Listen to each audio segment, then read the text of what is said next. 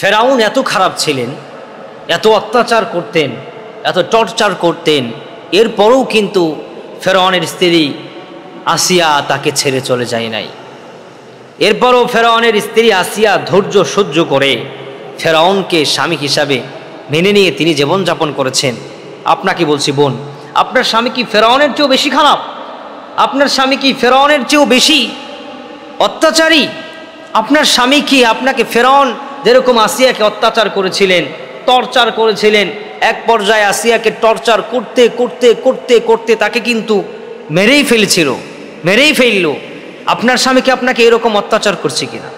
যদি এরকম অত্যাচার না করে থাকে তাহলে স্বামীর পায়ে ধরে মাপ চেয়ে স্বামীকে বলেন, আমি ভুল করে ফেলেছি, আমি মনে মনে তোমার প্রতি অভিশাপ রাগ গুসা করেছি, বুঝতে পারি নাই, আমাকে মাফ করে দাও, কারণ তোমার মধ্যেই আমার জান্নাত লুকিয়ে রয়েছে, তোমার মধ্যেই আমার জান্নাত রয়েছে, তুমি আমাকে মাফ করে দাও এবং আল্লাহর কাছে মাপ চেয়ে জীবনটাকে সুন্দর করে ফেলো।